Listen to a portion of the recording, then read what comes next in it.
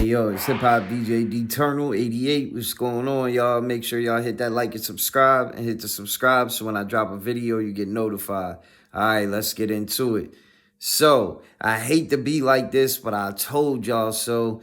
I just made a video 4 days ago, and it went sort of viral. For as many subscribers as I got, it's kind of viral, right? And it's a video basically me predicting that Max B and Jim Jones were 100% going to reconcile in some kind of way, right?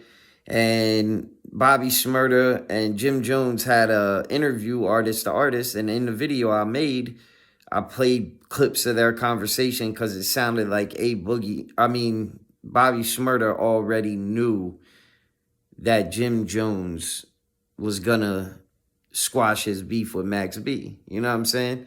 And that's what the whole video is about. And people were like kind of agreeing with me and kind of not. But now it's rumored out there that Jim Jones and Max B did squash their beef.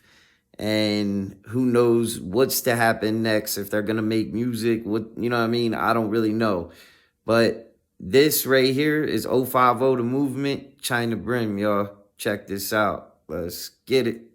There's a rumor going around that Max B and Jim Jones, that they beef. Is it true?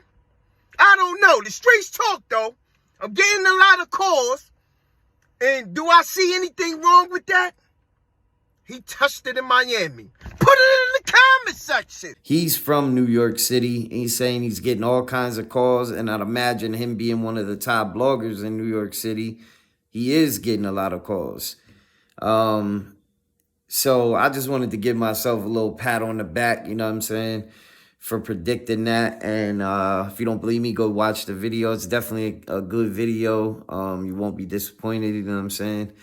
But one thing I don't understand, though, is the whole hate on Jim Jones on YouTube. Like, I get its content and everything, but it seems like people really hate Jim Jones for some reason. Like, I don't really fully understand it. I see a lot of people dissing Jim Jones. Like, and even China Brim. I fuck with China Brim. 050 The Movement, Harlem Legend TV, Kai Reality, all that shit. I fuck with it. I salute it. You know what I'm saying? I appreciate the content, you know? But even him, like, he goes real hard on Jim Jones. Hassan Campbell goes real hard on Jim Jones. A lot of people do. And I don't really understand that. I don't know how many albums Jim Jones put out. If you actually listen to the albums, they're fucking good. They are. You know what I'm saying? Like, no bullshit. Even his two most recent joints are real good. You know what I'm saying?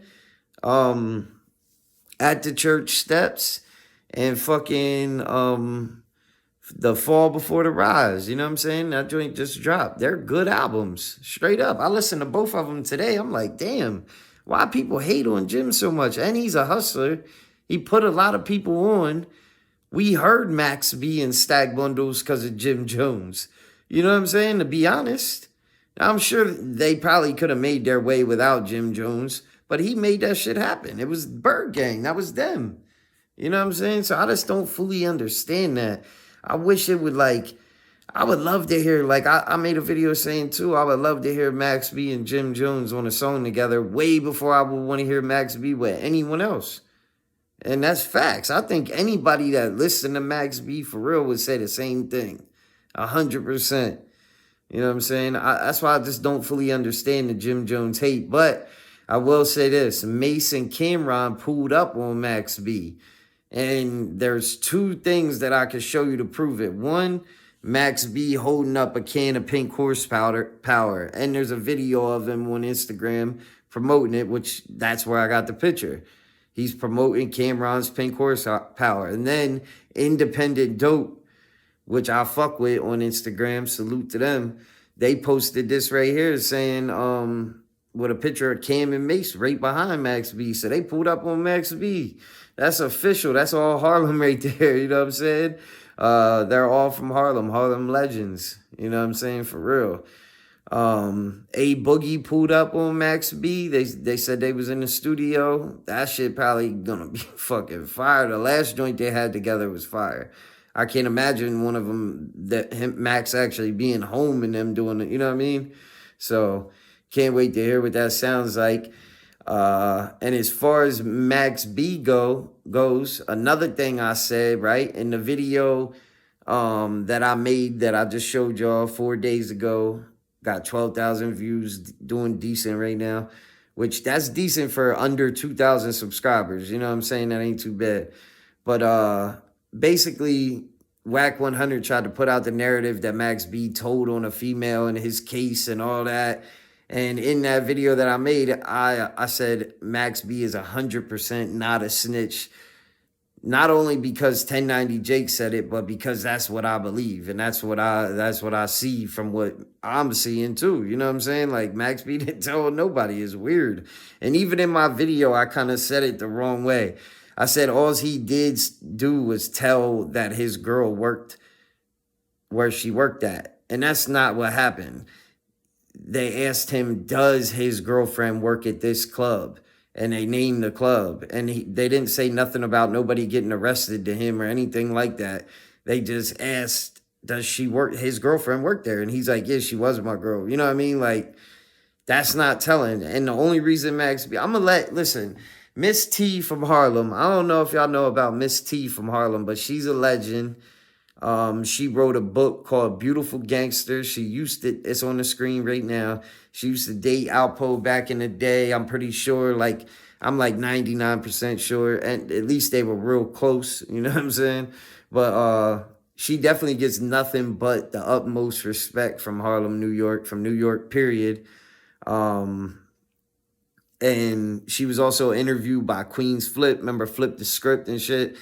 That was a dope podcast. She spoke her truth on there. And then when Alpo got out of jail, she was kicking it with Alpo again. So she was, you know what I mean? It was all certified, solidified. From the outside looking in, once that happened, nobody could argue with it. But everybody from New York already knew it was true anyway. But this is her right here. I just wanted to give y'all a little information on her. But this right here, I'm about to play a clip, is her breaking down the whole Max B situation. And she literally knows Max B and his family and all his friends. Like, she's from the same neighborhood they're from. You know what I'm saying? And this is her breaking it down and kind of checking Whack 100 too. Check this out. Let's get it. People on Instagram or YouTube, like, they talking and don't even know the story, which is crazy to me.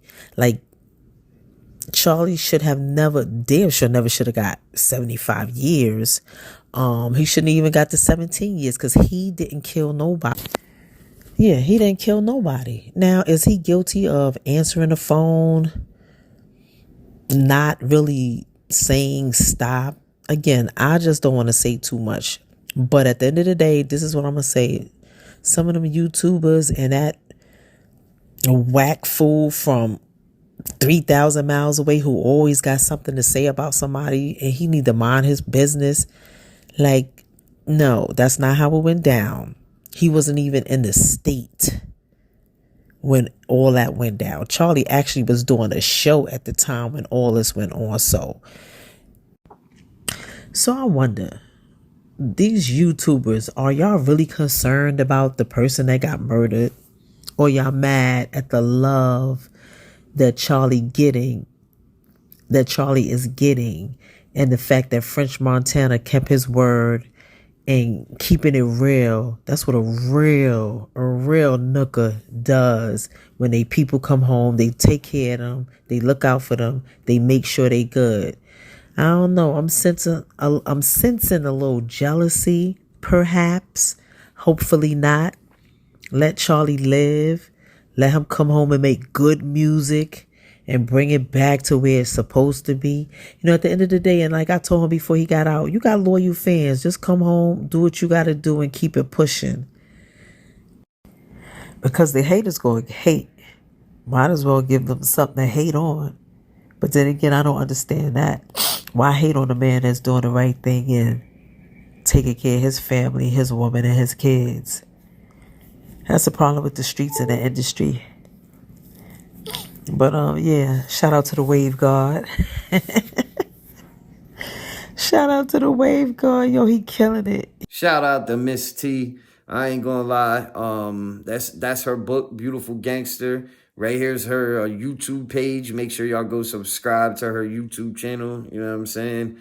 And she's a beautiful woman. You know what I'm saying? Like she's probably a little like up there, you know, in age and shit like that, but she's still bad, you know, and she was super bad back in the day, but still absolutely beautiful. You know what I'm saying? And I mean that, I'm saying that with all due respect too, you know what I mean? But yeah, that's her breaking that shit down with the whole Max B shit. Max B is nothing like a snitch at all. That's why you don't hear him responding to the shit. You know what I'm saying? Like he don't care about that shit because he just did 17 years of his life for something that he didn't even fucking do. He wasn't even involved in it. Did you just hear her? She just told you. He wasn't even in the same state when the crime occurred. All that happened was she told him about the crime. And when the cops asked Max B, does his girlfriend work here and da-da-da-da-da, he didn't tell them what he knew about the case. So he ended up getting 75 years just for knowing about somebody getting killed in a robbery going wrong. And that being his girlfriend. Just him, I guess, conspiring after the fact. I don't know, you know what I'm saying? But he got 75 years for that shit. How you gonna tell him somebody ain't get 75 years? What are these people on the internet talking about? And then, yeah, it got bumped down to 20. And he got out in 17. That's normal type shit. And that's good that happened. He didn't do anything. You know what I'm saying? He didn't do nothing.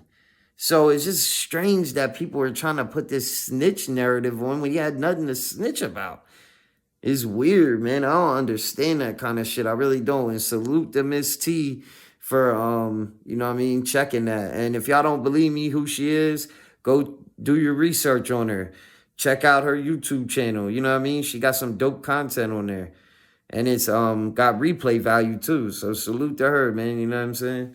But anyway, man, shout out to Max B. Can't wait to see what he does. Hopefully, we'll get to hear something from him and Jim Jones, whether it's music or a podcast. Hopefully, we get to hear something soon. You know what I'm saying? But anyway, y'all, moving on. So, there's this whole situation with Drake, okay? This podcast called We Love Hip Hop Network.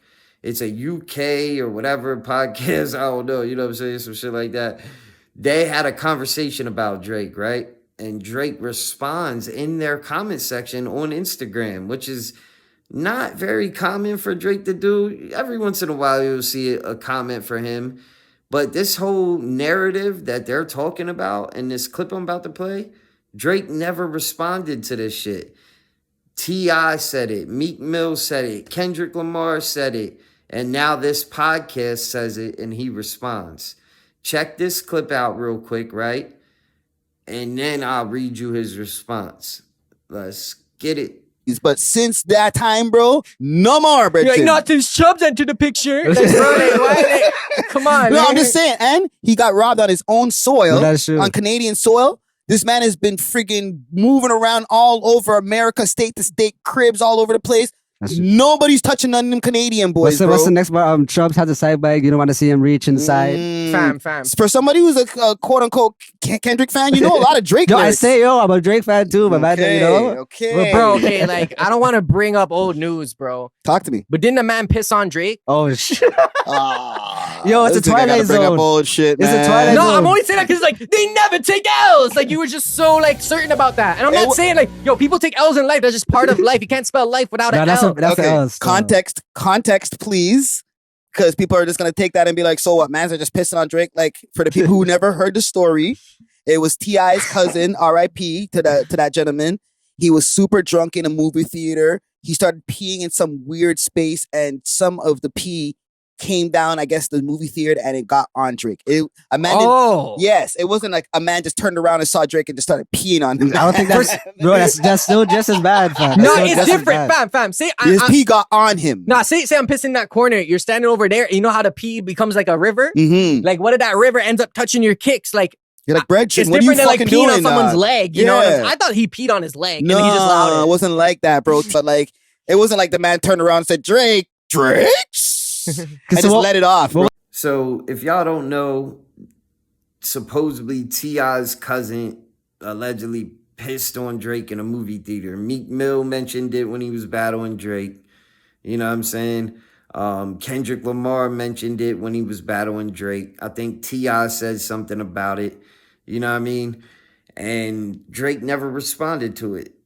It's strange that he responds to it now. You know what I'm saying? But this is what he said right here. Drake commented. He said, "Nah, man, never pissed on me in life. That story was for the net because mans don't have shit to say to get their interviews watched."